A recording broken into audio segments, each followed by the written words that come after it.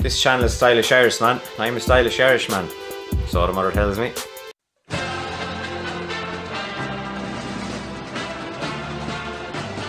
What's the crack, guys? Hope you're keeping well. So in this video I'm going to talk about my top 10 autumn/winter fragrances. I usually wear the similar fragrances in both seasons, and I don't think this year it's going to change too much. So this is my autumn and winter list, unless somehow I buy a load between now and Christmas. But yeah, this is going to be my 10. I have one honourable mention, which is of course Creed Aventus. Pineapple and birch, ambergris, absolutely fabulous fragrance. As you can see, nearly gone. So I'm using this sparingly at the moment, but I wear this all year round. Love it. This 120ml bottle is no longer available anymore, but you can get 100ml of it, and obviously formulations vary with this one. But I recently actually done a short on this called the Creed Aventus Effect. 15 seconds long, check it out. I think it's very funny, if I do say so myself. But yeah, that's Creed Aventus, my honourable mention. So I'll start the list now. 10 fragrances.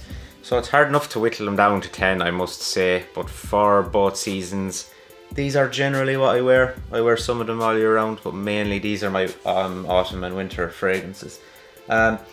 Now, my number 10 here is First Instinct by Abercrombie & Fitch, okay? So you might think that this is a summer fragrance. I wear this summer and autumn. So it has melon and gin and tonic in it. They're the main accords. Melon is the main player here, with the gin and tonic making it a very effervescent scent and somewhat light, but I think it works nice in the autumn. My girlfriend loves this. I mentioned in a previous video that every single time I put it on, she comments about this. So this one is one that's going to get you compliments, and it's pretty cheap. I only have a small bottle. This is actually my second small bottle to use. It's recently enough I updated this one. Been wearing it a lot during COVID there, just sitting around because it's cheap, like. So yeah, Abercrombie & Fitch First Instinct. I think it's a nice one for the autumn. In Ireland anyway, because sometimes it's not very cold in autumn. So yeah, that's number 10. So number 9 on the list is Quercus Cologne by Penhaligon's. Now this is light as well, but I think it's a lovely one for the autumn. Now it's also one that's very floral, so not every man is going to want to wear this. This is unisex for sure. I like this one though. It's one of the very few florals that I do like. So it has lily of the valley and jasmine, along with lots of citruses, lemon, lime and bergamot. So it is a very floral scent. The main accord on this is kind of floral vibes. Now, it's very poor performer, it's the only thing. It's not a great performer, but I don't like floral scents that are too heavy. I think that floral scents need to be very subdued and don't need to last too long, in my opinion. So this is a kind of a niche pick. Not every man is going to want this, but I think it's worth trying and wearing. If you smell it, fair enough, but actually give it a wear. It might surprise you. It has lovely kind of sifts coming off it. I really enjoy wearing this one now. And yeah, that's a nice little bottle as well. I like the Penhaligon's bottles. So that's number 9. So number 8 is Valentino Uomo Intense. Probably seen this on hundreds of videos already, but I'm being perfectly honest in saying I wear this at winter time on nights out mainly. So that's why it's a bit higher up on the list, but I do like it. Stylish Irishman is the name of this channel. So I do like Iris. I don't love it. No, I like it. I really like it in Dior Homme, but this is one of the other Iris fragrances I like. And one thing about Iris in a men's fragrance, especially this one, it has leather in there too, and it's different.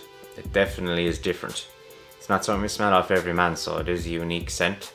And I just think the bottle is stunning, and it's a really nice one in the collection.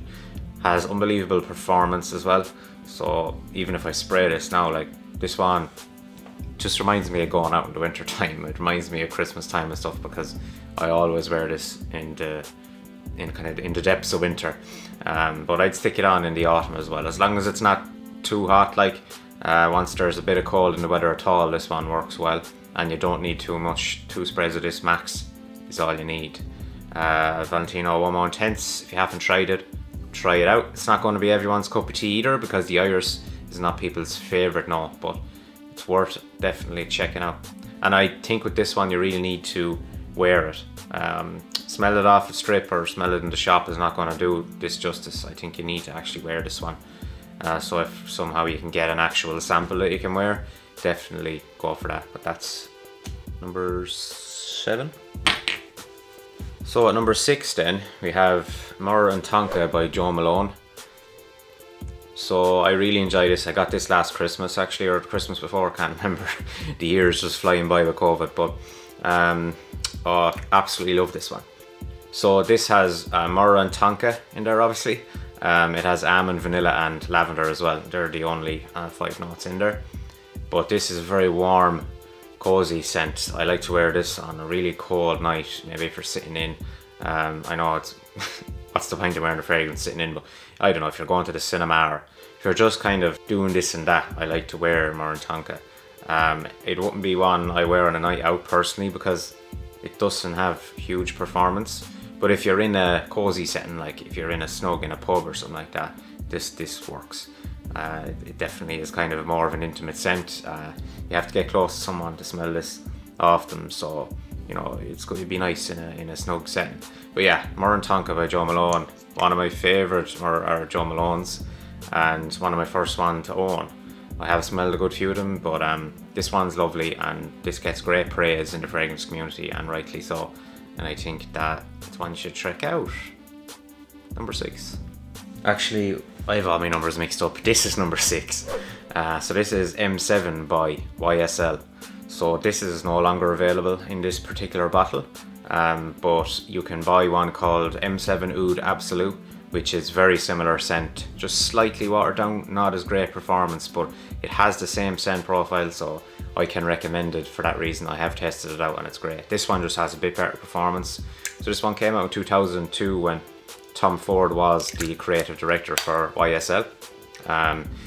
So it has a very kind of unique bottle that stands out. Everyone knows this bottle. Everyone that kind of was into perfume at the time would know this. And I was lucky enough to get my hands on a bottle of this online from a man who had a few bottles built up from back in the day and wanted to sell it for someone else to appreciate. So I was lucky. I got it for €50 for 50 ml or something. So I was lucky. But it was one of the first fragrances to make the use of oud, agarwood, and it also has some other notes of amber, musk, and mandarin orange.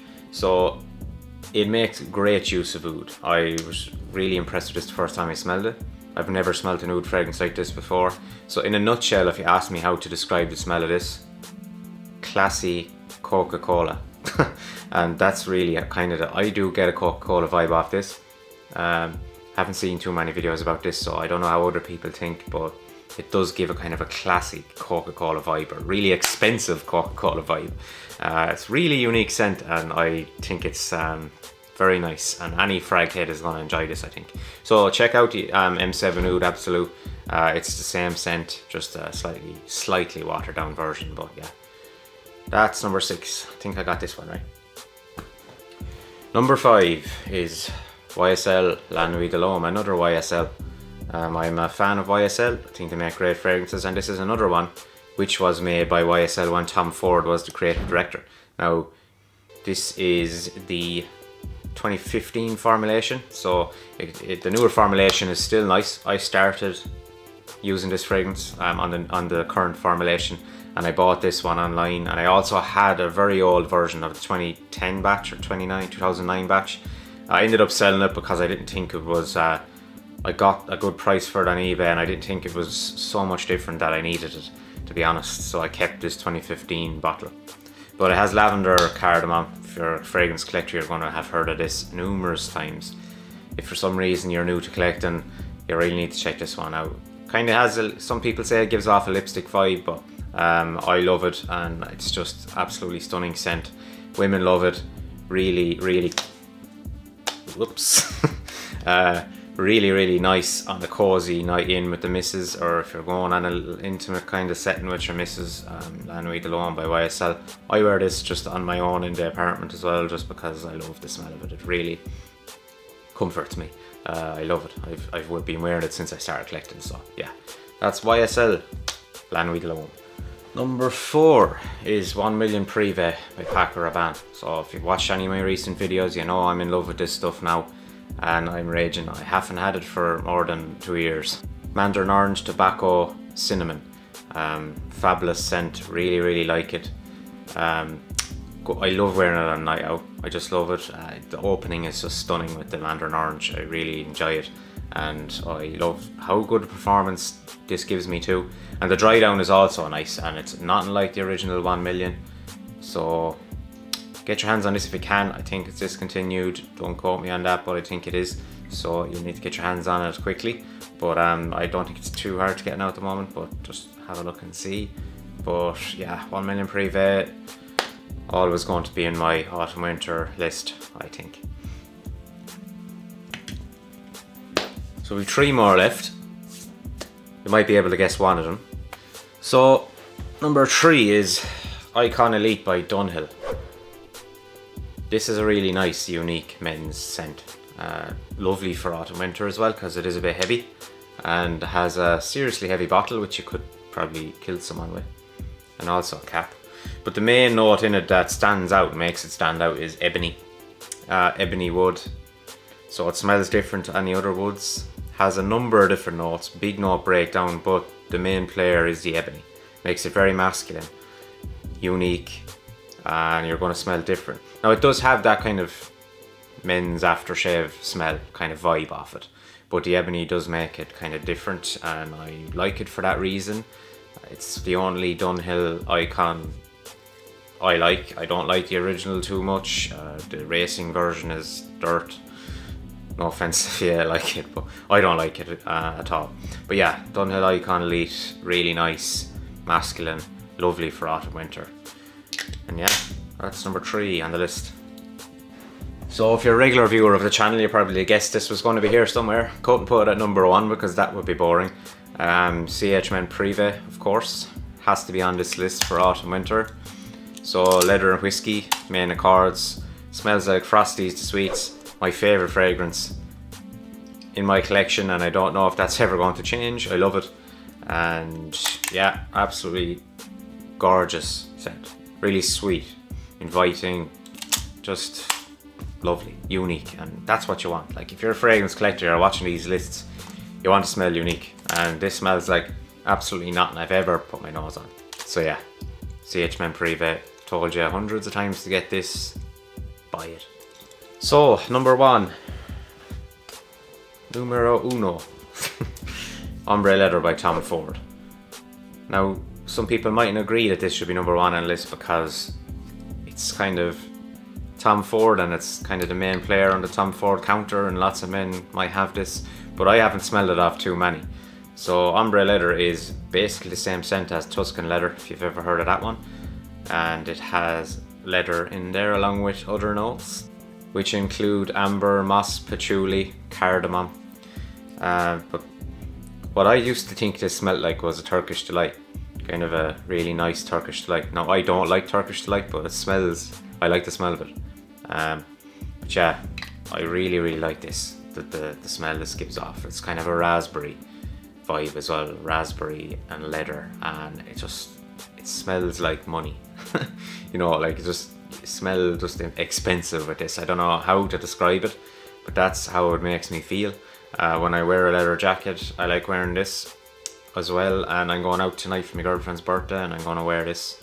I'm looking forward to putting it on. Performs really good and gives a nice sillage and just comforts me as well. I don't know, I wear it in winter and nights out, and I wear it a lot on nights out, and I just really like it. It gives me good memories, and yeah, Tom Ford Ombre Leather is my number 1 on my fall/autumn winter list for 2021.